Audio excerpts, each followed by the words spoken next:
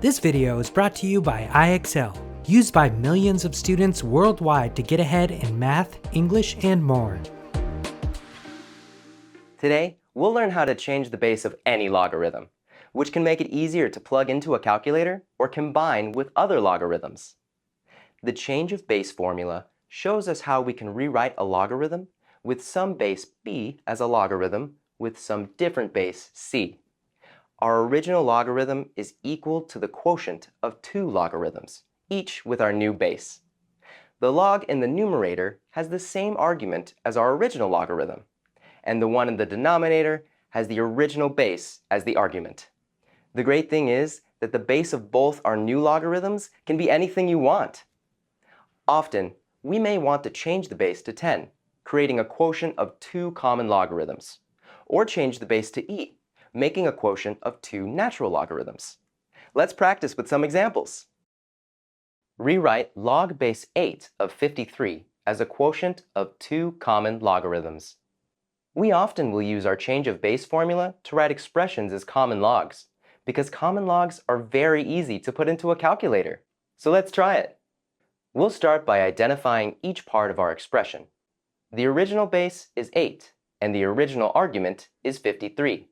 The problem says that we should rewrite it using common logarithms, which means the new base will be 10.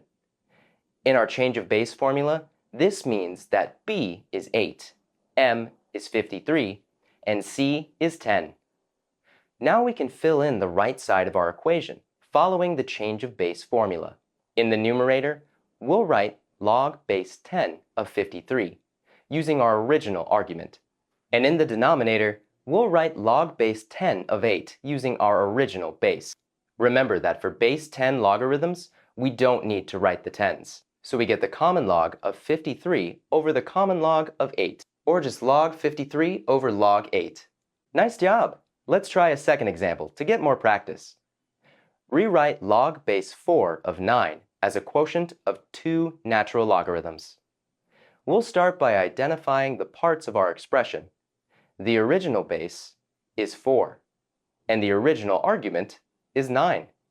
This time, though, we want to rewrite it using natural logarithms, which means the new base will be the mathematical constant e. In our change of base formula, this means that b is 4, m is 9, and c is e. When we fill in the right side of our equation, the numerator of our fraction will be log base e of 9, and the denominator will be log base e of 4.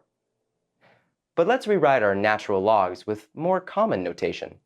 So our final answer is the natural log of 9 over the natural log of 4. In our final example, we are starting with the natural log of 33 and want to rewrite it using base 2 logarithms. Because it is a natural logarithm, we know that the base must be e, and it may help to rewrite it as log base e of 33. The original argument is 33, and our new base should be 2. Can you use the formula to fill in the right side of the equation?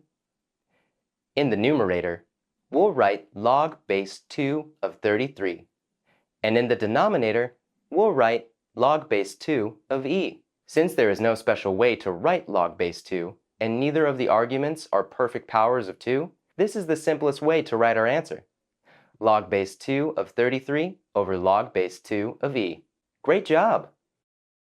You've done an awesome job using the change of base formula to rewrite these logarithms. Keep practicing and improving your skills. Head over to IXL.com for more practice on this skill and thousands more videos in math and language arts.